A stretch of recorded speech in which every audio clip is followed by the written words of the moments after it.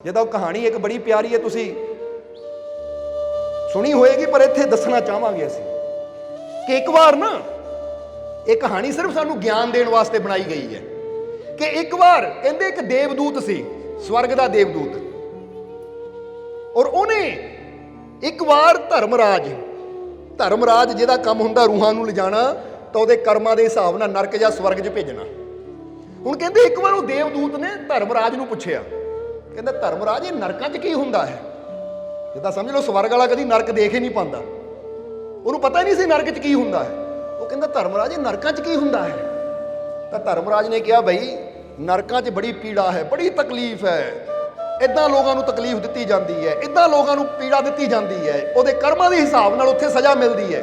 ਤਾਂ ਦੇਵਦੂਤ ਨੇ ਕਿਹਾ ਮੈਂ ਦੇਖਣਾ ਚਾਹੁੰਦਾ ਹਾਂ, ਕੀ ਮੈਨੂੰ ਦਿਖਾ ਸਕਦਾ ਹੈ ਧਰਮਰਾਜ? ਇੱਕ ਵਾਰ ਨਰਕ ਦੇ ਵਿੱਚ ਗੀੜਾ ਮਰਵਾ ਸਕਦਾ? ਮੈਂ ਵੀ ਦੇਖਾਂ ਨਰਕ ਕਿੱਦਾਂ ਦੀ ਹੁੰਦੀ ਹੈ, ਕਿਉਂਕਿ ਇੰਨੇ ਸਾਲਾਂ ਤੋਂ ਸਵਰਗ 'ਚ ਹੀ ਰਹਿ ਰਿਹਾ, ਇੱਕ ਵਾਰ ਨਰਕ ਦੀ ਝਲਕ ਦਿਖਾ ਦੇ। ਧਰਮਰਾਜ ਨੇ ਕਿਹਾ ਦੇਖ ਤੂੰ ਸਵਰਗ ਦਾ ਦੂਤ ਆ, ਔਰ ਨਰਕ 'ਚ ਜਾਣ ਵਾਸਤੇ ਪਾਪ ਕਰਨਾ ਪੈਂਦਾ ਹੈ। ਜਦ ਤੱਕ ਤੂੰ ਪਾਪ ਨਹੀਂ ਕਰੇਗਾ ਮੈਂ ਤੈਨੂੰ ਨਰਕ 'ਚ ਨਹੀਂ ਲੈ ਕੇ ਜਾ ਸਕਦਾ। ਜੇ ਤੂੰ ਨਰਕ ਦੇਖਣਾ ਚਾਹੁੰਦਾ ਤਾਂ ਕੋਈ ਨਾ ਕੋਈ ਪਾਪ ਕਰ ਪਹਿਲਾਂ, ਕਿਉਂਕਿ ਇਹ ਨਰਕ ਦਾ ਦਰਵਾਜ਼ਾ ਮੇਰੇ ਕਹਿਣ ਤੇ ਨਹੀਂ ਖੁੱਲਦਾ ਜਾਂ ਬੰਦ ਹੁੰਦਾ। ਮੈਂ ਚਾਹ ਕੇ ਵੀ ਕਿਸੇ ਨੂੰ ਨਾ ਨਰਕ ਭੇਜ ਸਕਦਾ ਨਾ ਸਵਰਗ ਭੇਜ ਸਕਦਾ ਆ। ਸਮਝ ਲੈ ਕਿ ਇਨਸਾਨ ਦੇ ਕਰਮ ਜਿਹੜੇ ਆ ਨਾ, ਉਹ ਚਾਬੀ ਹੈ ਕਿ ਜੇ ਕਰਮ ਅੱਛੇ ਹੈ ਤਾਂ ਸਵਰਗ ਦੇ ਦਰਵਾਜ਼ੇ ਮੂਹਰੇ ਖੜਦਿਆਂ ਹੀ ਦਰਵਾਜ਼ਾ ਖੁੱਲ ਜਾਂਦਾ, ਬੰਦਾ ਅੰਦਰ ਚਲਾ ਜਾਂਦਾ। ਤੇ ਕਰਮ ਮਾੜੇ ਆ, ਪਾਪ ਹੈ, ਤਾਂ ਫਿਰ ਨਰਕ ਦੇ ਦਰਵਾਜ਼ੇ, ਸਵਰਗ ਦੇ ਦਰਵਾਜ਼ੇ ਸਾਹਮਣੇ ਜਿੰਨਾ ਮਰਜ਼ੀ ਖੜਾ ਰਹੇ ਉਹ ਨਹੀਂ ਖੁੱਲਣਾ। ਫਿਰ ਨਰਕ ਦੇ ਦਰਵਾਜ਼ੇ ਸਾਹਮਣੇ ਜਾਂਦੇ ਹੀ ਦਰਵਾਜ਼ਾ ਖੁੱਲ ਜਾਣਾ, ਫਿਰ ਤੂੰ ਅੰਦਰ ਚਲਾ ਜਾਣਾ ਹੈ। ਇਹ ਸਮਝ ਲਓ ਜਿੱਦਾਂ ਕਈਆਂ ਦਰਵਾਜ਼ੇ ਨੂੰ ਪਾਸਵਰਡ ਲੱਗੇ ਹੁੰਦੇ ਨਾ, ਹੋਟਲਾਂ ਚਲੇ ਜਾਈਏ ਉਹ ਕਾਰਡ ਦਿੰਦੇ ਆ, ਕਾਰਡ ਲਾਓ ਤਾਂ ਫਿਰ ਹੀ ਹੋਟਲ ਦਾ ਰੂਮ ਦਾ ਦਰਵਾਜ਼ਾ ਖੁੱਲਣਾ। ਇਦਾਂ ਹੀ ਸਮਝ ਲਓ ਕਿ ਸਾਡੇ ਕਰਮ ਉੱਥੇ ਉਹ ਕਾਰਡ ਦਾ ਕੰਮ ਕਰਦੇ ਆ ਕਿ ਅਗਰ ਸਾਡੇ ਕੋਲ ਅੱਛੇ ਕਰਮ ਹੈ ਤਾਂ ਸਾਡੇ ਕੋਲ ਉਹ ਸਵਰਗ ਦਾ ਕਾਰਡ ਹੈ, ਉਹਦੇ ਸਾਹਮਣੇ ਜਾਂਦੇ ਹੀ ਡੋਰ ਖੁੱਲ ਜਾਣਾ ਹੈ। ਤਾਂ ਜੇ ਸਾਡੇ ਮਾੜੇ ਕਰਮ ਹੈ ਤਾਂ ਨਰਕ ਦਾ ਦਰਵਾਜ਼ਾ ਖੁੱਲ ਜਾਣਾ ਹੈ। ਧਰਮਰਾਜ ਕਹਿੰਦਾ ਇਸ ਲਈ ਮੈਂ ਚਾਹ ਕੇ ਵੀ ਤੈਨੂੰ ਨਰਕ ਦੀ ਗੇੜੀ ਨਹੀਂ ਮਰਵਾ ਸਕਦਾ, ਉਹਦੇ ਵਾਸਤੇ ਕੋਈ ਪਾਪ ਕਰਨਾ ਪੈਣਾ ਹੈ। ਉਹ ਦੇਵਦੂਤ ਕਹਿੰਦਾ ਕਿ ਮੇਰੀ ਬੜੀ ਭਾਵਨਾ ਇੱਕ ਵਾਰ ਨਰਕ ਦੇਖਣੀ ਜ਼ਰੂਰ ਹੈ। ਤਾਂ ਧਰਮਰਾਜ ਪੜਦੇ ਇਹ ਨਾ ਦੱਸਦੇ ਕਿ ਕਿਹੜਾ ਕਿਹੜਾ ਪਾਪ ਹੁੰਦਾ ਹੈ ਜਿਹੜਾ ਮੈਂ ਕਰਾਂ ਤਾਂ ਨਰਕ 'ਚ ਦੇਖ ਸਕਦਾ ਹੈ। ਤਾਂ ਧਰਮਰਾਜ ਨੇ ਕਿਹਾ 2-3 ਪਾਪ ਹੈਗੇ ਜਿਹੜੇ ਸੌਖੇ ਜਿਹੇ ਹੈ, ਅਗਰ ਉਹਨਾਂ 'ਚੋਂ ਇੱਕ ਤੂੰ ਕਰ ਲਵੇਂ, ਉਹਨਾਂ 'ਚੋਂ ਇੱਕ ਕਰ ਲਵੇਂ ਤਾਂ ਤੂੰ ਨਰਕ ਵਿੱਚ ਗੇੜਾ ਮਾਰ ਸਕਦਾ ਹੈ। ਪਰ ਯਾਦ ਰੱਖੀ ਥੋੜਾ ਹੀ ਪਾਪ ਕਰੀ, ਕਿਤੇ ਬਹੁਤਾ ਕਰ ਲਿਆ ਤਾਂ ਉਹ ਹੋਰ ਨਾ ਨਰਕ 'ਚ ਹੀ ਰਹੀ ਤੂੰ, ਮੁੜ ਕੇ ਸਵਰਗ ਆਉਣ ਨੂੰ ਤੜਫੇ, ਕਿਉਂਕਿ ਪਾਪ ਬੜੀ ਜਲਦੀ ਆਪਣੇ ਵੱਲ ਨੂੰ ਖਿੱਚਦੇ ਹੈ। ਜਿੱਦਾਂ ਹੁੰਦਾ ਨਾ ਉਹ ਲੈ ਲਾ ਇੱਕ ਘੁੱਟ ਲਾ ਲਾ, ਇੱਕ ਘੁੱਟ ਬੀੜੀ ਦਾ ਸਿਗਰਟ ਦਾ ਪੀਂਦੇ ਪੀਂਦੇ ਇੱਕ ਸ਼ਰਾਬ ਦਾ ਘੁੱਟ ਪੀਂਦਿਆਂ ਪੀਂਦਿਆਂ ਇੱਦਾਂ ਪਾਪ ਖਿੱਚ ਲੈਂਦੇ ਬੰਦਾ ਫਿਰ ਉਧਰ ਹੀ ਡੁੱਬ ਜਾਂਦਾ ਹੈ। ਉਹ ਕਹਿੰਦੇ ਪਾਪ ਦਾ ਧਿਆਨ ਰੱਖੀ, ਖਿੱਚਦੇ ਬਹੁਤ ਜਲਦੀ ਆਪਣੇ ਆਪ ਨੂੰ, ਧਿਆਨ ਰੱਖਣਾ ਤੂੰ। ਉਹਨਾਂ ਕਿਹਾ ਜੀ ਫਿਕਰ ਨਾ ਕਰੋ, ਦੇਵਦੂਤ ਨੇ ਕਿਹਾ ਪੂਰਾ ਧਿਆਨ ਰੱਖੋ, ਮੈਨੂੰ ਦੱਸੋ ਪਾਪ ਕਿਹੜੇ ਕਿਹੜੇ ਹੈ। ਤਾਂ ਹੁਣ ਧਰਮਰਾਜ ਉਹਨੂੰ ਕਹਿੰਦਾ ਚੱਲ ਫਿਰ ਮੇਰੇ ਨਾਲ, ਮੈਂ ਤੈਨੂੰ ਪਾਪ ਦੱਸ ਦਿੰਦਾ, ਫਿਰ ਜਿਹੜਾ ਤੇਰਾ ਦਿਲ ਕਰੇਗਾ ਕਰ ਲਈ, ਫਿਰ ਉਹ ਕਰ ਲਈ। ਹੁਣ ਉਹ ਦੇਵਦੂਤ ਨੂੰ ਲੈ ਕੇ ਧਰਮਰਾਜ ਗਿਆ ਸਭ ਤੋਂ ਪਹਿਲਾਂ ਧਰਤੀ ਤੇ, ਉਹਨੇ ਉਹਨੂੰ ਕੁਝ ਪਾਪ ਦੱਸੇ। ਕਿਹੜੇ ਪਾਪ? ਇੱਕ ਕਮਰੇ ਮੂਹਰੇ ਲੈ ਗਿਆ ਕਿ ਇਸ ਘਰ ਦੇ ਵਿੱਚ ਨਾ, ਜਰਾ ਹੁਣ ਧਿਆਨ ਦੇਣਾ, ਉਹ ਕਹਿੰਦੇ ਇਸ ਘਰ ਦੇ ਵਿੱਚ ਇੱਕ ਵੈਸ਼ਿਆ ਰਹਿੰਦੀ ਹੈ, ਅਗਰ ਤੂੰ ਵੈਸ਼ਿਆ ਦੇ ਕੋਲ ਇੱਕ ਰਾਤ ਗੁਜ਼ਾਰ ਲਵੇਂ, ਉਹਦਾ ਨਾਚ ਰੰਗ ਤਮਾਸ਼ਾ ਦੇਖ ਲਵੇਂ, ਉਹਦੇ ਨਾਲ ਇੱਕ ਰਾਤ ਗੁਜ਼ਾਰ ਲਵੇਂ ਤਾਂ ਪਾਪ ਹੈ, ਇਹ ਕੁਕਰਮ ਵੀ ਤੈਨੂੰ ਨਰਕ 'ਚ ਲੈ ਜਾਏਗਾ। ਦੇਵਦੂਤ ਨੇ ਕਿਹਾ ਨਹੀਂ ਨਹੀਂ, ਕਿਸੇ ਜਨਾਨੀ ਦੇ ਨੇੜੇ ਜਾਣਾ, ਉਹ ਵੀ ਇਦਾਂ ਦੀ ਵੈਸ਼ਿਆ ਦੇ, ਉਹ ਦੇਵਦੂਤ ਦਾ ਕੰਮ ਨਹੀਂ, ਮੈਂ ਨਹੀਂ ਇਹਦੇ ਨੇੜੇ ਜਾ ਸਕਦਾ, ਕੋਈ ਹੋਰ ਪਾਪ ਦੱਸ। ਫਿਰ ਉਸ ਤੋਂ ਬਾਅਦ ਅੱਗੇ ਲੈ ਗਿਆ ਧਰਮਰਾਜ। ਹੁਣ ਦੇਖੀ ਜਾਣਾ, ਸਮਝੀ ਜਾਣਾ ਤੁਸੀਂ ਕਿ ਦੂਜੀ ਜਗ੍ਹਾ ਲੈ ਗਿਆ, ਦੂਜੇ ਕਮਰੇ 'ਚ। ਧਰਮਰਾਜ ਕਹਿੰਦਾ ਇੱਥੇ ਦੇਖ ਲੈ, ਇੱਥੇ ਕੁਝ ਜੁਆਰੀ ਬੈਠੇ ਜੂਆ ਖੇਡ ਰਹੇ ਹੈ, ਅਗਰ ਇਹਨਾਂ ਨਾਲ ਤੂੰ ਜੂਆ ਖੇਡ ਲਵੇਂ ਤਾਂ ਜੂਆ ਖੇਡਣਾ ਵੀ ਪਾਪ ਹੈ, ਤੇਰੇ ਵਾਸਤੇ ਫਿਰ ਨਰਕ ਦਾ ਦਰਵਾਜ਼ਾ ਖੁੱਲ ਜਾਏਗਾ। ਤਾਂ ਉਸ ਲਈ ਦੇਵਦੂਤ ਨੇ ਕਿਹਾ ਨਹੀਂ, ਮੈਂ ਦੇਵਦੂਤ ਹਾਂ, ਔਰ ਇਹ ਚਾਰਾਂ ਬੰਦਿਆਂ 'ਚ ਬਹਿ ਕੇ ਜੂਆ ਖੇਡੂੰਗਾ, ਇਹ ਵੀ ਮੈਨੂੰ ਦੇਖਣਗੇ, ਮੈਂ ਇਹਨਾਂ ਨੂੰ ਦੇਖੂੰਗਾ। ਤਾਂ ਫਿਰ ਇਹ ਤਾਂ ਬਦਨਾਮੀ ਜੇ ਹੁੰਦੀ ਕਿ ਸਵਰਗ ਦਾ ਦੇਵਦੂਤ ਸਾਡੇ ਨਾਲ ਜੂਆ ਖੇਡ ਕੇ ਗਿਆ। ਨਹੀਂ ਭਾਈ ਨਹੀਂ, ਜੂਆ ਨਹੀਂ ਮੈਂ ਖੇਡਣਾ, ਕੋਈ ਹੋਰ ਪਾਪ ਦੱਸ। ਫਿਰ ਧਰਮਰਾਜ ਨੂੰ ਤੀਜੇ ਕਮਰੇ ਦੀ ਤਰਫ ਲੈ ਗਿਆ, ਕਹਿੰਦਾ ਫਿਰ ਇਦਾਂ ਹੈ, ਇੱਥੇ ਕਿਸੇ ਦਾ ਧਨ ਪਿਆ ਹੈ, ਇਹ ਧਨ ਚੁਰਾ ਲੈ, ਚੋਰੀ ਕਰਨਾ ਵੀ ਪਾਪ ਹੈ। ਜੇ ਚੋਰੀ ਕਰ ਲਏਗਾ ਤਾਂ ਫਿਰ ਵੀ ਪਾਪ ਹੈ, ਫਿਰ ਵੀ ਨਰਕ ਦਾ ਦਰਵਾਜ਼ਾ ਤੇਰੇ ਵਾਸਤੇ ਖੁੱਲ ਜਾਏਗਾ, ਤੇਰਾ ਨਰਕ 'ਚ ਗੇੜੀ ਲੱਗ ਜਾਏਗੀ। ਤਾਂ ਦੇਵਦੂਤ ਕਹਿੰਦਾ ਨਹੀਂ, ਕਿਸੇ ਦਾ ਧਨ ਚੁਰਾਣਾ, ਕਿਸੇ ਨੂੰ ਤਕਲੀਫ ਦੇਣੀ ਉਹ ਚੰਗੀ ਗੱਲ ਨਹੀਂ ਹੈ। ਕਿਉਂਕਿ ਮੈਂ ਦੇਵਦੂਤ ਹਾਂ, ਮੈਂ ਕਿਸੇ ਨੂੰ ਦੁੱਖ ਨਹੀਂ ਦੇਣਾ ਚਾਹੁੰਦਾ। ਕਿਉਂਕਿ ਚੋਰੀ ਕਰੂੰਗਾ, ਕਿਸੇ ਦਾ ਨੁਕਸਾਨ ਹੋਏਗਾ, ਉਹ ਨਹੀਂ ਮੈਂ ਕਰ ਸਕਦਾ, ਕਿਉਂਕਿ ਮੈਂ ਰੱਬ ਦਾ ਦੂਤ ਹਾਂ। ਇਸ ਲਈ ਹੋਰ ਕੋਈ ਕੰਮ ਦੱਸ, ਹੋਰ ਕੋਈ ਪਾਪ ਦੱਸ ਜਿਹ 'ਚ ਕਿਸੇ ਦਾ ਨੁਕਸਾਨ ਨਾ ਹੋਵੇ। ਤਾਂ ਧਰਮਰਾਜ ਨੇ ਕਿਹਾ, ਫਿਰ ਇੱਕ ਕੰਮ ਤਾਂ ਹੈ ਜਿਹ 'ਚ ਨੁਕਸਾਨ ਤਾਂ ਕਿਸੇ ਦਾ ਨਹੀਂ ਹੈ, ਨੁਕਸਾਨ ਤਾਂ ਆਪਣਾ, ਪਰ ਉਹ ਕੰਮ ਬੜਾ ਮਾੜਾ ਹੈ, ਦੱਸਣ ਨੂੰ ਵੀ ਡਰ ਲੱਗਦਾ ਹੈ। ਦੇਵਦੂਤ ਕਹਿੰਦਾ, ਦੱਸ ਤੂੰ, ਮੈਂ ਦੇਵਦੂਤ ਤਾਂ ਡਰਨਾ ਕਾਹਨੂੰ ਹੈ, ਦੱਸ ਕਿਹੜਾ ਕੰਮ ਹੈ। ਤਾਂ ਧਰਮਰਾਜ ਫਿਰ ਚੌਥੇ ਕਮਰੇ ਦੀ ਤਰਫ ਲੈ ਗਿਆ। ਕਹਿੰਦਾ, ਫਿਰ ਇੱਦਾਂ, ਇੱਥੇ ਇੱਕ ਸ਼ਰਾਬ ਦੀ ਬੋਤਲ ਪਈ ਹੈ, ਸ਼ਰਾਬ ਦੀ ਬੋਤਲ ਪਈ ਹੈ, ਉਹ ਸ਼ਰਾਬ ਪੀ ਲੈ। ਸ਼ਰਾਬ ਪੀਣ ਵਾਲਾ ਵੀ ਪਾਪੀ ਬਣ ਜਾਂਦਾ, ਉਹਦੇ ਵਾਸਤੇ ਵੀ ਨਰਕ ਦਾ ਦਰਵਾਜ਼ਾ ਖੁੱਲ ਜਾਂਦਾ ਹੈ। ਪਰ ਮੈਂ ਫਿਰ ਕਹੂੰਗਾ, ਉਹਨਾਂ ਤਿੰਨਾਂ ਚੋਂ ਕੁਝ ਕਰ ਲੈ ਤਾਂ ਠੀਕ ਹੈ, ਇਹ ਨਾ ਕਰੀ। ਦੇਵਦੂਤ ਕਹਿੰਦਾ, ਸ਼ਰਾਬ ਹੀ ਪੀਣੀ ਹੈ, ਨਾਲੇ ਇੱਥੇ ਕਿਹੜਾ ਕੋਈ ਦੇਖਣ ਵਾਲਾ ਹੈ, ਕੱਲਾ ਪੀਊਂਗਾ, ਕਿਸੇ ਨੂੰ ਪਤਾ ਵੀ ਨਹੀਂ ਲੱਗਣਾ ਕਿ ਦੇਵਦੂਤ ਨੇ ਸ਼ਰਾਬ ਪੀਤੀ। ਕਿਉਂਕਿ ਕਈ ਵਾਰ ਬੰਦਾ ਕਹਿੰਦਾ ਨਾ, ਕੱਲਾ ਹੀ ਆ, ਲਾ ਲਓ ਪੈਗ, ਕਿਹੜਾ ਕੋਈ ਦੇਖ ਰਿਹਾ ਹੈ। ਪਰ ਇਹ ਭੁੱਲ ਜਾਂਦਾ ਕਿ ਦੇਖਣ ਵਾਲੀ ਤਾਕਤ ਬੈਠੀ ਦੇਖ ਰਹੀ ਹੈ। ਫਿਰ ਨਾਲੇ ਉਹਨਾਂ ਸੋਚਿਆ ਕਿ ਸ਼ਰਾਬ ਪੀਣ 'ਚ ਮੇਰਾ ਹੀ ਨੁਕਸਾਨ ਹੈ, ਕਿਸੇ ਹੋਰ ਦਾ ਕੋਈ ਨੁਕਸਾਨ ਵੀ ਹੈ ਨਹੀਂ। ਜਿੱਦਾਂ ਕਈ ਵਾਰ ਬੰਦਾ ਕਹਿੰਦਾ ਪੀਣ ਵਾਲੇ, ਲੈ ਤੁਹਾਨੂੰ ਕੀ ਹੈ, ਗੁਰਦੇ ਮੇਰੇ ਖਰਾਬ ਹੋਣਗੇ, ਕਿਡਨੀਆਂ ਮੇਰੀਆਂ ਜਾਣਗੀਆਂ, ਮੈਨੂੰ ਪੀਣ ਦਿਓ। ਸਮਝਦੇ ਹੋ ਕਿ ਨਹੀਂ?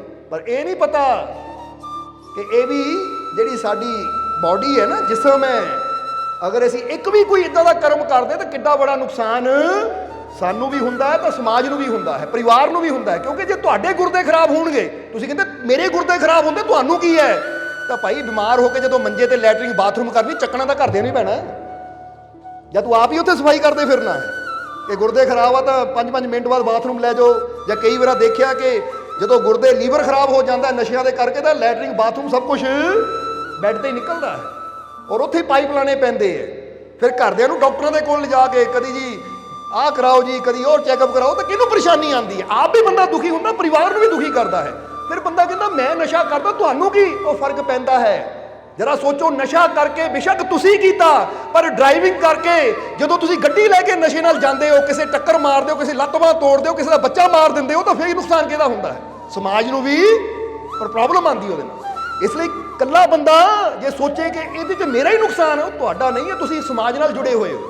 ਇਹ ਇਦਾਂ ਹੀ ਹੈ ਜਿੱਦਾਂ ਮਾਲਾ ਦੇ ਮੋਤੀ, ਕਿ ਇੱਕ ਵੀ ਮੋਤੀ ਟੁੱਟਦਾ ਹੈ ਤਾਂ ਪੂਰੀ ਮਾਲਾ ਨੂੰ ਫਰਕ ਪੈਂਦਾ ਹੈ। ਕਿਉਂਕਿ ਬੰਦਾ ਇੰਡੀਵਿਜੂਅਲ ਜੇ ਕਹੇ ਨਾ ਮੈਂ ਇਕੱਲਾ ਹੀ ਹਾਂ, ਨਹੀਂ, ਤੁਸੀਂ ਆਪਣੀ ਫੈਮਿਲੀ ਨਾਲ, ਇਹ ਸਮਾਜ ਨਾਲ ਜੁੜੇ ਹੋਏ ਹੋ। ਜੇ ਤੁਸੀਂ ਕਹੋ ਜੀ ਮੈਂ ਸ਼ਰਾਬ ਪੀਤੀ, ਮੇਰਾ ਨੁਕਸਾਨ ਹੈ, ਨਹੀਂ, ਤੁਸੀਂ ਪੀ ਕੇ ਕਿਸੇ ਨਾਲ ਲੜਦੇ ਹੋ, ਝਗੜਦੇ ਹੋ, ਬੁਰਾ ਬੋਲਦੇ ਹੋ, ਤਾਂ ਸਾਰਿਆਂ ਦਾ ਨੁਕਸਾਨ ਹੁੰਦਾ ਹੈ। ਐਸੀ ਵਾਤਾਵਰਨ ਨੂੰ ਬੱਚਿਆਂ ਨੂੰ ਕੀ ਸਿੱਖਿਆ ਦਿੰਦੇ ਆ ਫਿਰ? ਕਿਉਂਕਿ ਇੱਕ ਗਲਤ ਬੰਦਾ ਕਰਦਾ ਤਾਂ ਉਹਨੂੰ ਦੇਖ ਕੇ ਕਈਆਂ ਵਾਰ ਜਿਹੜੇ ਦੂਜੇ ਹੁੰਦੇ ਨਾ, ਉਹ ਕਰ ਸਕਦਾ ਤਾਂ ਮੈਂ ਕਿਉਂ ਨਹੀਂ? ਇਹਦੇ ਨਾਲ ਮਾਹੌਲ ਵਿਗੜ ਜਾਂਦਾ ਹੈ। ਇਸ ਲਈ ਜਿਸ ਸਮਾਜ 'ਚ ਅਸੀਂ ਰਹਿੰਦੇ ਹਾਂ, ਉੱਥੇ ਸਾਨੂੰ ਹਰ ਕਦਮ ਇਹ ਸੋਚ ਕੇ ਉਠਾਉਣਾ ਚਾਹੀਦਾ ਹੈ ਕਿ ਇੱਥੇ ਮੈਂ ਇਕੱਲਾ ਨਹੀਂ ਹੈ। ਜੇ ਮੈਂ ਅੱਛਾ ਖਾਂਦਾ ਆ, ਆਪਣੇ ਜੀਵਨ ਨੂੰ ਅੱਛਾ ਬਣਾਉਂਦਾ, ਤਾਂ ਉਹਦਾ ਪ੍ਰਭਾਵ ਵੀ ਸਭ ਤੇ ਪੈਂਦਾ ਹੈ, ਤਾਂ ਜੇ ਮੈਂ ਮਾੜਾ ਕਰਦਾ ਤਾਂ ਉਹਦਾ ਪ੍ਰਭਾਵ ਵੀ ਸਭ ਤੇ ਪੈਂਦਾ ਹੈ। ਸਮਝਦੇ ਹੋ ਕਿ ਨਹੀਂ? ਕਿਉਂਕਿ ਅਸੀਂ ਤਾਂ ਇਹ ਦੇਖਦੇ ਕਿ ਮਾਤਾ ਪਿਤਾ ਦੇ ਜ਼ਿੰਦਗੀ ਦਾ ਜਾਂ ਮਾਤਾ ਪਿਤਾ ਦੇ ਕਰਮਾਂ ਦਾ ਪ੍ਰਭਾਵ ਬੱਚਿਆਂ ਤੇ ਜ਼ਰੂਰ ਪੈਂਦਾ ਹੈ। ਜੇ ਮਾਤਾ ਪਿਤਾ ਧਿਆਨ ਕਰਨ ਵਾਲੇ ਹੈ, ਅੱਛਾ ਕਰਨ ਵਾਲੇ ਹੈ, ਤਾਂ ਬੱਚੇ ਆਪਣੇ ਆਪ ਅੱਛਾ ਕਰਨਾ ਸਿੱਖ ਜਾਂਦੇ ਹੈ। ਤਾਂ ਜੇ ਮਾਤਾ ਪਿਤਾ ਹੀ ਪਰਵਾਹ ਨਹੀਂ ਕਰਦੇ, ਤਾਂ ਬੱਚੇ ਵੀ ਫਿਰ ਉਦਾਂ ਦੇ ਨਿਕਲਦੇ ਆ। ਸਮਝ ਆ ਰਹੀ ਕਿ ਨਹੀਂ? ਇਸ ਲਈ ਇੱਧਰ ਦੇਵਦੂਤ ਨੂੰ ਕਿਹਾ, ਤਾਂ ਦੇਵਦੂਤ ਨੇ ਕਿਹਾ, ਦੇਖੋ ਸ਼ਰਾਬ ਪੀਣਾ ਕੋਈ ਮਾੜੀ ਗੱਲ ਨਹੀਂ ਹੈ, ਮਤਲਬ ਹੈ ਤਾਂ ਮਾੜੀ, ਪਰ ਮੈਂ ਇੱਕ ਵਾਰ ਨਰਕ ਦੇਖਣਾ ਚਾਹੁੰਦਾ ਹਾਂ। ਇਹ ਪਾਪ 'ਚ ਨਾ ਕਿਸੇ ਨੂੰ ਪਤਾ ਲੱਗੇਗਾ, ਕਿਸੇ ਦਾ ਨੁਕਸਾਨ ਵੀ ਹੈ ਨਹੀਂ, ਚੋਰੀ ਕੀਤੀ ਦੂਜੇ ਦਾ ਨੁਕਸਾਨ, ਜੂਆ ਖੇਡਿਆ ਦੂਜਿਆਂ ਨੂੰ ਪਤਾ ਲੱਗੂ, ਵੈਸ਼ੀਆ ਦੇ ਕੋਲ ਗਿਆ ਉਹ ਕੁਕਰਮ ਹੈ, ਉਹ ਵੀ ਠੀਕ ਨਹੀਂ ਕਿਸੇ ਹੋਰ ਕੋ ਜਾਣਾ। ਇਹ ਤਾਂ ਆਪਣੇ ਆਪ ਨਾਲ ਹੀ ਗੱਲ ਹੈ।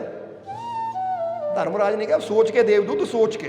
ਪਹਿਲੇ ਹੀ ਕਿਹਾ ਕਿ ਪਾਪ ਛੋਟਾ ਜਿਹਾ ਕਰੀ, ਕਿਤੇ ਵੱਡਾ ਨਾ ਕਰ ਲਈ ਕਿ ਨਰਕਾਂ ਚੋਂ ਨਿਕਲੇ ਹੀ ਨਾ। ਉਹ ਕਹਿੰਦਾ ਫਿਕਰ ਨਾ ਕਰ, ਆਹ ਚੌਥਾ ਠੀਕ ਹੈ, ਆਹ ਆਪਸ਼ਨ ਠੀਕ ਹੈ, ਸ਼ਰਾਬ ਪੀ ਲੈਂਦਾ ਮੈਂ। ਕਹਿੰਦੇ ਜਾ ਫਿਰ ਕਮਰੇ 'ਚ, ਪਰ ਹੁਣ ਤੇਰੀ ਮਰਜ਼ੀ, ਜੋ ਹੋਣਾ ਅੱਗੇ ਤੂੰ ਜ਼ਿੰਮੇਵਾਰ ਆ, ਮੈਨੂੰ ਨਾ ਕਹੀ ਬਾਅਦ ਚੋਂ। ਕਹਿੰਦਾ ਜੀ ਠੀਕ ਹੈ। ਹੁਣ ਕਹਿੰਦੇ ਦੇਵਦੂਤ ਗਿਆ। ਪਹਿਲਾਂ ਕਿੰਨੀਆਂ ਸਿਆਣੀਆਂ ਗੱਲਾਂ, ਸਮਝਦਾਰੀ ਦੀਆਂ ਗੱਲਾਂ ਸੀ, ਜੂਆ ਨਹੀਂ ਖੇਡਣਾ, ਵੈਸ਼ੀਆ ਕੋਲ ਨਹੀਂ ਜਾਣਾ, ਚੋਰੀ ਨਹੀਂ ਕਰਨੀ। ਪਰ ਹੁਣ ਸੋਚਿਆ ਕਿ ਛੋਟਾ ਜਿਹਾ ਕੰਮ ਹੈ, ਕਿਸੇ ਨੂੰ ਕੀ ਪਤਾ ਲੱਗਦਾ। ਗਿਆ, ਜਾ ਕੇ ਸ਼ਰਾਬ ਦੀ ਬੋਤਲ ਪੀ ਲਈ।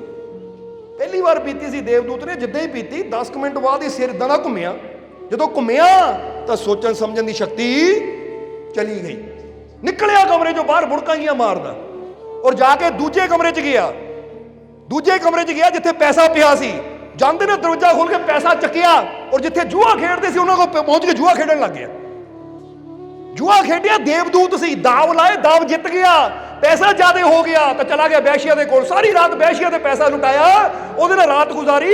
ਸਵੇਰ ਹੋਈ ਤਾਂ ਧਰਮਰਾਜ ਸਾਹਮਣੇ ਆ ਗਿਆ, ਕਹਿੰਦਾ ਚੱਲ ਪੁੱਤ ਦੇਵਦੂਤ, ਹੁਣ ਤੂੰ ਦੇਵਦੂਤ ਨਹੀਂ ਰਿਹਾ, ਨਰਕ ਦੂਤ ਬਣ ਗਿਆ ਹੈ, ਹੁਣ ਤੈਨੂੰ ਘੁਮਾਣਾ ਕੀ ਹੈ, ਤੈਨੂੰ ਨਰਕ 'ਚ ਹੀ ਭੇਜਣਾ ਹੈ, ਕਿਉਂਕਿ ਤੇਰੇ ਕੰਮ ਹੀ ਐਡੇ ਪਾਪ ਹੋ ਗਏ, ਤੂੰ ਚੋਰੀ ਵੀ ਕਰ ਲਈ। ਉਹ ਇਹਦੇ ਨਾਲੋਂ ਚੰਗਾ ਇੱਕੋ ਹੀ ਕੰਮ ਕਰ ਲੈਂਦਾ। ਪਹਿਲੇ ਕਿਹਾ ਸੀ ਵੈਸ਼ੀਆ ਕੋ ਚਲਾ ਜਾ, ਨਹੀਂ ਮੰਨਿਆ, ਉਹ ਜੂਆ ਖੇਡ ਲੈ, ਨਹੀਂ ਮੰਨਿਆ, ਪਰ ਨਸ਼ਾ ਕਰਨ ਨੂੰ ਮੰਨਿਆ ਤਾਂ ਦੇਖ ਲੈ ਹੁਣ ਤੂੰ ਸਾਰੇ ਹੀ ਕੰਮ ਕਰ ਦਿੱਤੇ, ਚੋਰੀ ਵੀ ਕਰ ਲਈ, ਜੂਆ ਵੀ ਖੇਡ ਲਿਆ, ਵੈਸ਼ੀਆ ਦੇ ਕੋਲ ਵੀ ਚਲਾ ਗਿਆ। ਇੱਕ ਨਸ਼ੇ ਨੇ ਤੇਰੀ ਮੱਤ ਨੂੰ, ਤੇਰੀ ਸੋਚਣ ਸਮਝਣ ਦੀ ਸ਼ਕਤੀ ਨੂੰ ਖਤਮ ਕਰ ਦਿੱਤਾ, ਔਰ ਹੁਣ ਤੇਰਾ ਜੀਵਨ ਬਰਬਾਦ ਹੈ। ਹੁਣ ਰੱਬ ਨੇ ਕਿਹਾ ਹੁਣ ਦੇਵਦੂਤ ਨਹੀਂ ਰਹਿ ਗਿਆ, ਇਹ ਲੈ ਜਾ ਇਹਨੂੰ ਪਾਪੀ ਨੂੰ, ਹੁਣ ਇਹਨੂੰ ਨਰਕ ਘੁਮਾਣਾ ਕੀ ਹੈ, ਨਰਕ ਸੁੱਟ ਹੀ ਦੇ ਲਿਜਾ ਕੇ। ਫਿਰ ਦੇਵਦੂਤ ਪਛਤਾਇਆ, ਕਹਿੰਦਾ ਕਾਸ਼ ਮੈਂ ਸੋਚਿਆ ਹੀ ਨਾ ਹੁੰਦਾ ਨਰਕ ਦੇਖਣ ਦਾ, ਤਾਂ ਕਿੱਥੇ ਮੈਂ ਆਨੰਦ 'ਚ ਰਹਿੰਦਾ ਸੀ ਰੱਬ ਦੇ ਕੋਲ, ਤਾਂ ਕਿੱਥੇ ਹੁਣ ਨਰਕਾਂ 'ਚ ਆ ਗਿਆ ਮੈਂ। ਸੋ ਇਸ ਲਈ ਕਿਹਾ ਜਾਂਦਾ ਹੈ ਕਿ ਜਿੰਨੇ ਨਸ਼ੇ ਹੈ ਨਾ, ਇਹ ਸਾਡੀ ਸੋਚਣ ਸਮਝਣ ਦੀ ਸ਼ਕਤੀ ਨੂੰ ਖਤਮ ਕਰ ਦਿੰਦੇ ਆ। ਤਾਂ ਹੀ ਤਾਂ ਬੰਦਾ ਕਹਿੰਦਾ ਮੈਂ ਬੜਾ ਟੈਨਸ਼ਨ 'ਚ ਤਾਂ ਪੀ ਲੈਂਦਾ ਹੈ। ਹੁੰਦਾ ਕੀ ਹੈ, ਸਾਡੀ ਸੋਚ, ਜਦੋਂ ਕੋਈ ਸਾਡੇ ਜੀਵਨ 'ਚ ਪ੍ਰੋਬਲਮ ਹੁੰਦੀ, ਪਰੇਸ਼ਾਨੀ ਹੁੰਦੀ, ਤਾਂ ਸਾਡਾ ਮਾਈਂਡ ਉਹਦੇ ਨਾਲ ਜੁੜਿਆ ਹੁੰਦਾ ਹੈ ਕਿ ਆਹ ਜੀਵਨ 'ਚ ਪਰੇਸ਼ਾਨੀ ਹੈ। ਤਾਂ ਯਾਦ ਰੱਖੋ, ਜੇ ਕੋਈ ਪਰੇਸ਼ਾਨੀ ਹੈ ਤਾਂ ਨਸ਼ਾ ਕੀ ਕਰਦਾ ਹੈ, ਸਾਡੀ ਬੁੱਧੀ ਨੂੰ ਸੁਲਾ ਦਿੰਦਾ ਹੈ, ਉਹ ਪਰੇਸ਼ਾਨੀ ਉੱਥੇ ਹੀ ਰਹਿੰਦੀ ਹੈ। ਔਰ ਨਸ਼ਾ, ਮੈਨੂੰ ਨੀਂਦ ਨਹੀਂ ਆਉਂਦੀ ਇਸ ਲਈ ਪੀ ਕੇ ਸੌਂ ਗਿਆ, ਠੀਕ ਹੈ ਤੂੰ ਪੀ ਕੇ ਸੌਂ ਗਿਆ, ਪਰ ਜਦੋਂ ਜਾਗਦਾ ਹੈ ਤਾਂ ਪਰੇਸ਼ਾਨੀ ਕੋ ਚਲੀ ਗਈ, ਉਹ ਤਾਂ ਫਿਰ ਉੱਥੇ ਖੜੀ ਹੈ, ਬਲਕਿ ਹੋਰ ਵੱਧ ਗਈ। ਹੁਣ ਤੈਨੂੰ ਚਾਹੀਦਾ ਹੈ ਕਿ ਜਦੋਂ ਮੇਰੇ ਜੀਵਨ 'ਚ ਕੋਈ ਪਰੇਸ਼ਾਨੀ ਹੈ ਤਾਂ ਮੈਂ ਨਸ਼ਾ ਕਰਨ ਦੀ ਬਜਾਏ ਪੂਰੀ ਹੋਸ਼ ਹਵਾਸ ਦੇ ਨਾਲ ਉਹ ਪਰੇਸ਼ਾਨੀ 'ਚੋਂ ਨਿਕਲਣ ਦਾ ਹੱਲ ਕਰਾਂ, ਫਿਰ ਤਾਂ ਪਰੇਸ਼ਾਨੀ ਦੂਰ ਹੁੰਦੀ ਹੈ। ਹੁਣ ਡਾਕਟਰ ਸੋਚੇ, ਜਰਾ ਸੋਚੋ, ਇੱਕ ਡਾਕਟਰ ਸੋਚੇ ਕਿ ਮੇਰੇ ਕੋਲ ਇੱਕ ਹਾਰਟ ਦਾ ਪੇਸ਼ੈਂਟ ਆ ਗਿਆ, ਬਹੁਤ ਕ੍ਰਿਟੀਕਲ ਹਾਲਤ ਹੈ ਔਰ ਬੜਾ ਸੀਰੀਅਸ ਆਪਰੇਸ਼ਨ ਹੈ, ਤਾਂ ਹੁਣ ਮੈਂ ਨਸ਼ਾ ਕਰਕੇ ਲੰਮਾ ਪੈ ਜਾਵਾਂ, ਟੈਨਸ਼ਨ ਆ ਗਈ ਮੈਨੂੰ, ਇਹ ਆਪਰੇਸ਼ਨ ਪਤਾ ਨਹੀਂ ਸਫਲ ਹੋਣਾ ਜਾਂ ਨਹੀਂ ਹੋਣਾ, ਡਾਕਟਰ ਸ਼ਰਾਬ ਪੀ ਕੇ ਲੰਮਾ ਪੈ ਜਾਵੇ ਤਾਂ ਉਹਦੇ ਨਾਲ ਕੀ ਮਰੀਜ਼ ਠੀਕ ਹੋ ਜਾਣਾ ਹੈ, ਮਰੀਜ਼ ਦੀ ਜਾਨ ਬਚ ਜਾਣੀ ਹੈ।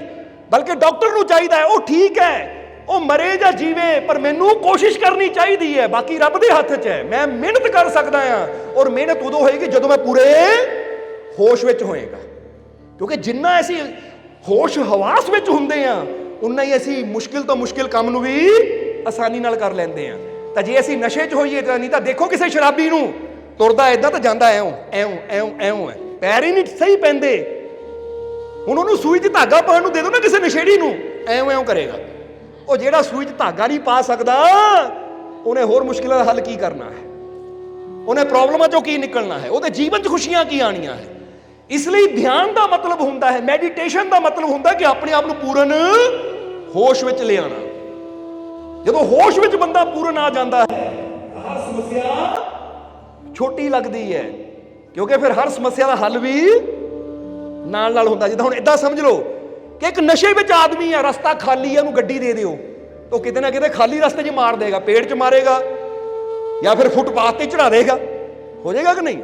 ਤਾਂ ਜੇ ਬੰਦਾ ਪੂਰੇ ਹੋਸ਼ ਵਿੱਚ ਹੈ ਤਾਂ ਅੱਗੇ ਜਿੰਨਾ ਮਰਜ਼ੀ ਰਸ਼ ਹੋਵੇ, ਜਿੰਨੀ ਮਰਜ਼ੀ ਸੜਕ ਟੁੱਟੀ ਹੋਵੇ, ਉਹਨੇ ਐਂ ਬਚਾ ਕੇ, ਟੋਇਆਂ ਤੋਂ ਬਚਾ ਕੇ, ਰਸ਼ ਤੋਂ ਬਚਾ ਕੇ ਹੌਲੀ ਹੌਲੀ ਗੱਡੀ ਮੰਜ਼ਿਲ ਤੇ ਲੈ ਜਾਣੀ ਹੈ।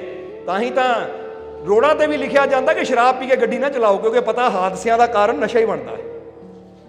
ਹੁਣ ਇਦਾਂ ਹੀ ਜੇ ਇੱਕ ਨਸ਼ੇ ਨਾਲ ਸਾਡੀ ਇੱਕ ਬਾਹਰਲੀ ਗੱਡੀ ਉਹ ਨਹੀਂ ਸਹੀ ਚੱਲ ਸਕਦੀ, ਤਾਂ ਸਾਡਾ ਜੀਵਨ ਕਿੱਦਾਂ ਸਹੀ ਚੱਲੇਗਾ।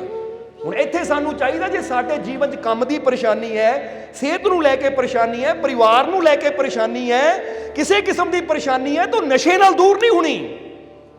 ਹੁਣ ਬੰਦਾ ਕਵੇ ਮੈਂ ਤਾਂ ਪੀਂਦਾ, ਮੇਰੀ ਘਰ ਵਾਲੀ ਬੇਵਫਾ ਹੈ, ਉਦਾਹਰਨ ਦੇ ਰਹੇ ਹਾਂ, ਜਾਂ ਮੈਂ ਤਾਂ ਪੀਂਦਾ, ਮੇਰੀ ਦੁਕਾਨ ਨਹੀਂ ਚੱਲਦੀ, ਤਾਂ ਭਾਈ ਪੀਣ ਨਾਲ ਘਰ ਵਾਲੀ ਵਫਾਦਾਰ ਹੋ ਜਾਣੀ ਹੈ, ਉਹਨਾਂ ਤਾਂ ਹੋਰ ਜ਼ਿਆਦਾ ਬੇਵਫਾਈ ਕਰਨੀ ਹੈ। ਕਿ ਜਿਹੜਾ ਆਪਣੇ ਪੈਰਾਂ ਨੂੰ, ਆਪਣੇ ਆਪ ਨੂੰ ਨਹੀਂ ਸੰਭਾਲ ਸਕਦਾ, ਉਹਨੇ ਮੈਨੂੰ ਕੀ ਸੰਭਾਲਣਾ, ਇਹਨੂੰ ਚੰਗਾ ਕੋਈ ਹੋਰ ਬੰਦਾ ਦੇਖਾ।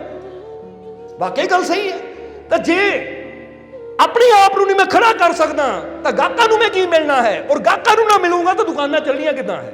ਹੁਣ ਉੱਥੇ ਤਾਂ ਮੈਨੂੰ ਕੀ ਚਾਹੀਦਾ, ਜੇ ਮੈਨੂੰ ਲੱਗਦਾ ਹੈ ਕਿ ਮੇਰਾ ਪਤੀ ਜਾਂ ਮੇਰੀ ਪਤਨੀ ਕੋਈ ਬੇਵਫਾ ਹੈ, ਤਾਂ ਮੈਨੂੰ ਚਾਹੀਦਾ ਪੂਰੇ ਹੋਸ਼ 'ਚ ਆ ਕੇ ਆਪਣੇ ਆਪ ਨੂੰ ਬੈਟਰ ਬਣਾਵਾਂ, ਆਪਣੇ ਆਪ ਨੂੰ ਅੱਛਾ ਬਣਾਵਾਂ, ਆਪਣੇ ਆਪ ਨੂੰ ਕੋਈ ਐਕਸਰਸਾਈਜ਼ ਕਰਾਂ, ਕੋਈ ਮਿਹਨਤ ਕਰਾਂ, ਸਟਰੋਂਗ ਬਣਾਵਾਂ। ਕਿਉਂਕਿ ਸਟਰੋਂਗ ਬੰਦੇ ਨਾਲ, ਸੁੰਦਰ ਬੰਦੇ ਨਾਲ, ਮਜ਼ਬੂਤ ਬੰਦੇ ਨਾਲ ਹਰ ਕੋਈ ਖੜਨਾ ਪਸੰਦ ਕਰਦਾ ਹੈ। ਕੋਈ ਘਰ ਵਾਲੀ ਇਹ ਚਾਹੁੰਦੀ ਨਹੀਂ ਹੈ ਕਿ ਜਦੋਂ ਬਾਜ਼ਾਰ 'ਚ ਤੁਰੀ ਹੋਵਾਂ ਤਾਂ ਨਾਲ ਘਰ ਵਾਲਾ ਆਪਣੇ ਪੈਰਾਂ ਦੇ ਨਾਲ ਖੜਾ ਹੋਵੇ। ਇਦਾਂ ਦੇ ਬੰਦੇ ਨਾਲ ਤੁਰਨਾ, ਬੇਇੱਜ਼ਤੀ ਕਰਾਣੀ ਆਪਣੀ, ਕਿ ਕੱਲ ਨੂੰ ਲੋਕ ਕਹਿਣ ਆ ਨਸ਼ੇੜੀ ਹੈ ਤੇਰਾ ਪਤੀ, ਆ ਤੇਰਾ ਪਤੀ ਹੈ। ਹੁੰਦੀ ਕਿ ਨਹੀਂ ਬੇਇੱਜ਼ਤੀ ਬੰਦੇ ਦੀ। ਉਹ ਆਪਣੇ ਆਪ ਨੂੰ ਇੰਨੀ ਸੁੰਦਰ ਬਣਾਓ, ਕੋਈ ਕੱਪੜੇ ਪਾਉਣ ਦੀ ਸੈਂਸ ਨੂੰ ਵਧਾਓ, ਆਪਣੀ ਬਾਡੀ ਨੂੰ ਫਿੱਟ ਬਣਾਓ ਤਾਂ ਕਿ ਘਰ ਵਾਲੀ ਇੱਕ ਸ਼ਾਨ ਨਾਲ ਲੈ ਕੇ ਜਾਵੇ ਕਿ ਲੋਕ ਦੇਖਣ ਇਹ ਹੈ ਮੇਰਾ ਪਤੀ, ਲੈ ਵੀ ਤੇਰਾ ਪਤੀ ਬੜਾ ਸੁੰਦਰ ਹੈ, ਬੜਾ ਮਜ਼ਬੂਤ ਹੈ। ਕਿਉਂਕਿ ਹਰ ਇੱਕ ਨੂੰ ਖੁਸ਼ੀ ਹੁੰਦੀ ਹੈ ਕਿ ਮੈਂ ਜਿਹਦੇ ਨਾਲ ਚੱਲਾਂ ਨਾ ਮੇਰੀ ਇੱਜ਼ਤ ਨੂੰ ਵਧਾਉਣ ਵਾਲਾ ਹੋਵੇ, ਮੇਰੀ ਇੱਜ਼ਤ ਨੂੰ ਗਿਰਾਉਣ ਵਾਲਾ ਨਾ ਹੋਵੇ। ਅੱਜ ਇਨਸਾਨ ਕੀ ਕਰਦਾ ਹੈ, ਉਹਨੇ ਮੇਰੇ ਨਾਲ ਇਦਾਂ ਕਰਤੀ ਤਾਂ ਪੀ ਰਿਹਾ, ਉਹ ਪੀ ਕੇ ਤੂੰ ਹੋਰ ਜ਼ਿਆਦਾ ਸਲਮਾਨ ਖਾਨ ਬਣ ਜਾਣਾ ਤੇ ਕੀ ਬਣ ਜਾਣਾ ਤੂੰ? ਜਰਾ ਸੋਚ ਆਪਣੇ ਆਪ ਨੂੰ। ਬਲਕਿ ਤੈਨੂੰ ਚਾਹੀਦਾ ਹੈ ਕਿ ਅਗਰ ਕੋਈ ਮੈਨੂੰ ਧੋਖਾ ਦੇ ਰਿਹਾ ਹੈ ਤਾਂ ਆਪਣੇ ਆਪ ਨੂੰ ਇੰਨਾ ਬੈਸਟ ਕਰਾਂ ਕਿ ਤੇਰੇ ਵਰਗੇ ਹਜ਼ਾਰਾਂ ਘੁੰਮਦੇ ਆ, ਤੂੰ ਛੱਡ ਕੇ ਜਾ, ਮੈਂ ਇੰਨਾ ਬੈਸਟ ਆ ਕਿ ਹੋਰ ਬਥੇਰੇ ਆ ਜਾਣਗੇ। ਸਮਝ ਆ ਰਹੀ ਹੈ ਕਿ ਨਹੀਂ? ਇਸ ਲਈ ਇੱਕ ਗਾਇਕ ਬਾਰੇ ਉਹਨੇ ਇੰਟਰਵਿਊ ਦਿੱਤੀ ਸੀ। ਉਹ ਕਹਿੰਦਾ ਸੀ, ਅਸੀਂ ਇੱਕ ਘਟਨਾ ਪਹਿਲਾਂ ਵੀ ਦੱਸੀ, ਹੁਣ ਵੀ ਦੱਸਣਾ ਚਾਹਾਂਗੇ। ਕਹਿੰਦੇ ਉਹਨੇ ਇੰਟਰਵਿਊ ਦਿੱਤੀ ਕਿ ਮੈਨੂੰ ਕਿਸੇ ਨਾਲ ਪਿਆਰ ਸੀ। ਉਸ ਵੇਲੇ ਹਾਲੇ ਮੈਂ ਜਿੱਦਾਂ ਸਮਝ ਲਓ ਕਿ ਸ਼ੁਰੂ ਵਿੱਚ ਹੀ ਹਾਲੇ ਮਸ਼ਹੂਰ ਨਹੀਂ ਹੋਇਆ ਸੀ। ਤਾਂ ਮੈਂ ਉਹਦੇ ਬਾਪ ਕੋਲ ਰਿਸ਼ਤਾ ਲੈਣ ਗਿਆ ਤਾਂ ਬਾਪ ਨੇ ਕਿਹਾ ਤੂੰ, ਤੇਰੀ ਔਕਾਤ ਕੀ ਹੈ ਸਾਡੇ ਸਾਹਮਣੇ, ਤੂੰ ਹੈ ਨਹੀਂ ਕੁਛ ਵੀ, ਜਾ, ਤੈਨੂੰ ਆਪਣੀ ਲੜਕੀ ਨਹੀਂ ਦੇਣੀ। ਕਹਿੰਦੇ ਉਹਨਾਂ ਦੇ ਦੋ ਕੰਮ ਸੀ, ਜਾਂ ਤਾਂ ਮੈਂ ਵੀ ਨਸ਼ਾ ਕਰਕੇ ਆਪਣੀ ਜ਼ਿੰਦਗੀ ਨੂੰ ਖਰਾਬ ਕਰ ਲੈਂਦਾ, ਪਰ ਫਿਰ ਮੈਂ ਕੀ ਸੋਚਿਆ, ਅੱਜ ਮੈਨੂੰ ਕਿਹਾ ਤੇਰੀ ਔਕਾਤ ਕੀ ਹੈ। ਤਾਂ ਕਹਿੰਦਾ ਇੱਕ ਦਿਨ ਮੈਂ ਇੰਨੀ ਮਿਹਨਤ ਕਰਨੀ ਹੈ, ਆਪਣੇ ਆਪ ਨੂੰ ਐਸਾ ਬਣਾ ਕੇ ਦਿਖਾਣਾ ਹੈ ਜਿਹੜਾ ਅੱਜ ਮੈਨੂੰ ਕਹਿ ਰਿਹਾ ਤੇਰੀ ਔਕਾਤ ਕੀ ਹੈ, ਕੱਲ ਨੂੰ ਇਹਨੂੰ ਮੇਰੀ ਔਕਾਤ ਦਾ ਪਤਾ ਲੱਗੇ ਕਿ ਮੈਂ ਕੀ ਹਾਂ, ਕਿੱਥੋਂ ਮੈਂ ਕੀ ਬਣ ਗਿਆ। ਉਹਨੇ ਇੰਨਾ ਅਭਿਆਸ ਕੀਤਾ, ਇੰਨਾ ਮਿਹਨਤ ਕੀਤੀ ਉਹਨੇ, ਪਰ ਕਹਿੰਦੇ ਉਹ ਮਹਾਨ ਮਸ਼ਹੂਰ ਗਾਇਕ ਬਣਿਆ। ਸਮਝਦੇ ਹੋ ਕਿ ਨਹੀਂ? ਔਰ ਜਦੋਂ ਗਾਇਕ ਬਣਿਆ, ਫਿਲਮਾਂ 'ਚ ਉਹਦੇ ਸੌਂਗ ਆਉਣ ਲੱਗ ਗਏ, ਉਹਦੀ ਮਸ਼ਹੂਰੀ ਹੋਈ, ਤਾਂ ਕਹਿੰਦੇ ਉਹੀ ਬਾਪ ਤਾਂ ਉਹੀ ਲੜਕੀ ਫਿਰ ਉਹਨੂੰ ਮਿਲਣ ਆਏ। ਉਹਨਾਂ ਅੱਖਾਂ 'ਚ ਪਾਣੀ ਸੀ, ਬੇਟਾ ਤੈਨੂੰ ਨਾ ਕਰਕੇ ਅਸੀਂ ਬੜਾ ਪਛਤਾ ਰਹੇ ਹਾਂ। ਕਹਿੰਦਾ ਉਸ ਲਈ ਮੈਨੂੰ ਨਾ ਇਦਾਂ ਲੱਗਾ ਕਿ ਮੇਰੀ ਮਿਹਨਤ ਅੱਜ ਸਫਲ ਹੋ ਗਈ। ਮਜ਼ਾ ਤਾਂ ਇਹਦੇ 'ਚ ਹੈ ਨਾ, ਪਰ ਨਹੀਂ, ਨਾ ਸਮਝੀ ਬੰਦੇ ਦੀ। ਉਹਨੇ ਮੈਨੂੰ ਧੋਖਾ ਦੇ ਦਿੱਤਾ ਤਾਂ ਮੈਂ ਆਪਣੇ ਆਪ ਨੂੰ ਖਤਮ ਕਰਨ ਲੱਗਾ। ਤਾਂ ਪੁੱਛਣ ਵਾਲਾ ਹੋਵੇ ਕੋਈ, ਅੱਛਾ ਉਹਨਾਂ ਦਾ ਤੇਰੇ ਨਾਲ ਬੇਵਫਾਈ ਕੀਤੀ ਹੈ ਤਾਂ ਤੂੰ ਆਪਣੇ ਆਪ ਨਾਲ ਕਿੰਨੀ ਕੁ ਵਫਾ ਕਰ ਰਿਹਾ ਹੈ? ਜੇ ਤੂੰ ਆਪਣੇ ਆਪ ਨੂੰ ਨਸ਼ਿਆਂ 'ਚ ਲੈ ਗਿਆ ਤਾਂ ਤੂੰ ਆਪਣੀ ਬਾਡੀ ਨਾਲ, ਆਪਣੀ ਆਤਮਾ ਨਾਲ ਕਿਹੜੀ ਤੂੰ ਵਫਾਦਾਰੀ ਕਰ ਰਿਹਾ ਹੈ? ਉਹਨਾਂ ਤਾਂ ਤੈਨੂੰ ਛੱਡਿਆ।